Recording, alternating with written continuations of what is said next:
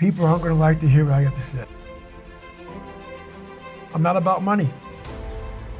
Not about money at all. It comes. You have to first be authentic. What is your brand?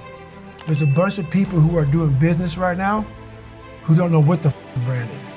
They're trying to figure it out. They're trying to piggyback off someone else. Let me take this and steal this. Everything I say and everything I do is authentic to me. And I'm not out here trying to make money off of you. I'm out here trying to help you. When you truly want to help somebody out, that's when you have a business. Your business is when you truly are looking to help have a good product. The product right now is myself. Like basically, are you living what you talk? Are you being who you are? So therefore, we say, hey, David Goggins, I may not like him, but every day I know this guy. Every day I wake up, I know he's out there doing something. I know he's getting at you. I know when he talks, he's speaking truth, whether it be whatever. So what I've done with my business is I made it very true to who I am as a person. I'm not someone else. I'm not trying to fake something, and I'm not looking for money. I'm here to help you.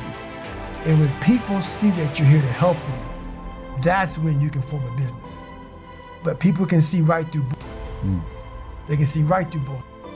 So once they see through bullshit, your business is done. You're not authentic anymore. You're just a piece of shit. So people see true. So sometimes in your business, you may not make a dime for a while. You have to gain trust of people. You have to have a good product. You have to be about the people, for the people, and not about you. There can't be any underlining things, but very few people can do that nowadays. A lot of people nowadays are slugs. They're cockroaches. They're bottom feeders. They just are. They want that quick dollar. It's about me.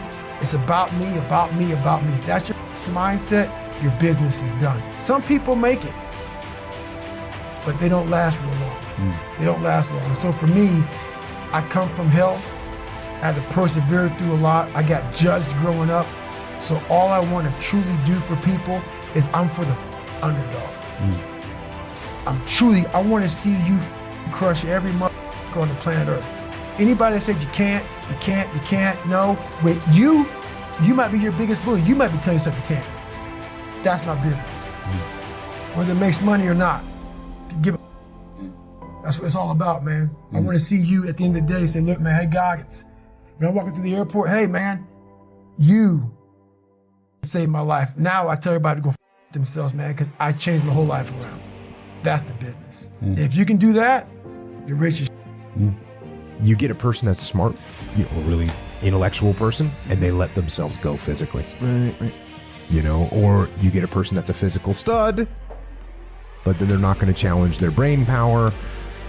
Or like the question that was, the example here that was posed, someone that's a fitness guru or a party guru. I'm throwing that one out there because some people really do that. Or they're an entrepreneur. I'm an entrepreneur, and so they're driving a new Mercedes, but it's leased, and they're behind on payments, right?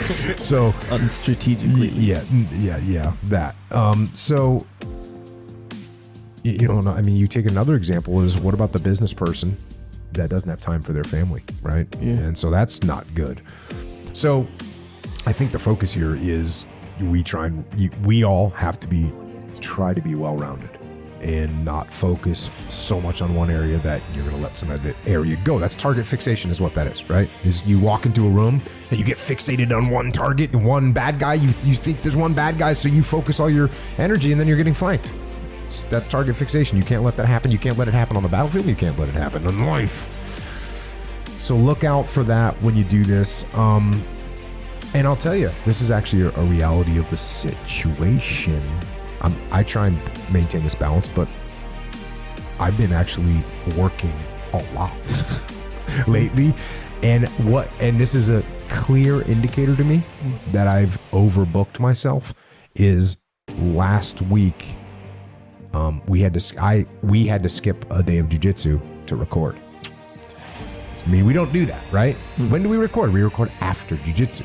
But I knew I had so much stuff going on that I said, hey, we gotta record at this time because I gotta get this other stuff done because I'm traveling and this and that. And so we had to skip the jiu-jitsu. So that is a red flag to me that says I need to tighten up. I need to get my schedule back in check so that I can do the things that I need to do. Of course, what do I say about the situation? It's fine. You know what? Can't train jiu-jitsu that day because I got some travel coming up. Good. I'm gonna heal up my shoulder a little bit more. It's fine. But it is an indicator of when things start going in the wrong direction. Maybe I'm getting target fixated on, too much work at a certain time. Which to me, again, I will run this thing in the red, as you say. I like running in the red, right? I'm in the red, and I got no problem. We will go hard. And the numbers of hours I will work will have actually no impact on how much I'm going to spend with my family and do jiu-jitsu and all that stuff, because I'll just do it all. But there is a capacity that you reach where you go, okay, now one of these things that is just started to slide. Now I need to make sure that my levels get re-leveled, I guess you might say. Equalized is what I should have said. So back to the subject, don't be a one-trick pony, be a jack of all trades and then master a few of those trades, right? So you can emphasize fitness guru, you can emphasize intellectual power, you can emphasize jujitsu, but don't put 100% of your effort into one area because eventually it will take you won't have anything else. And by the way, if you put all your eggs in the basket of intellectual power, now you're unhealthy and you die. Right? That doesn't, I don't care how smart you are, you can't do 2 + 2 when you're dead. So don't put all your focus 100% into one area.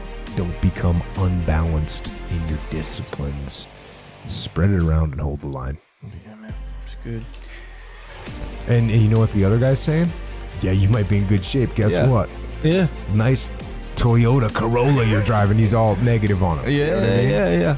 So both those guys should instead of saying, hey, you know what they should do? Walk up and be like, hey man, you know what? I noticed you're pretty successful financially. I would like to get in the game with you a little bit and learn from you about that. And the other guy should say to him, well, you know what? It looks like you're in pretty good fitness levels. I would like to get in the game with that. Let's work together and improve ourselves and go out and kick ass and dominate. Are you in? I'm in. Let's do this.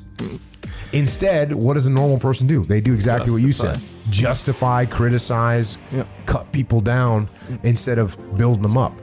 Yeah. And what you have to be careful of, if I was to go to you and say, hey, Echo, I got a lot of money. I can tell you don't have a lot. I'll help you out. That can be offensive to some people. Yeah. Because you think, dude, who do you think you are? Yeah. You can say right back, I don't need your help. Look, I'm not worried about money. Yeah. You think I'm worried about money when I got abs like these?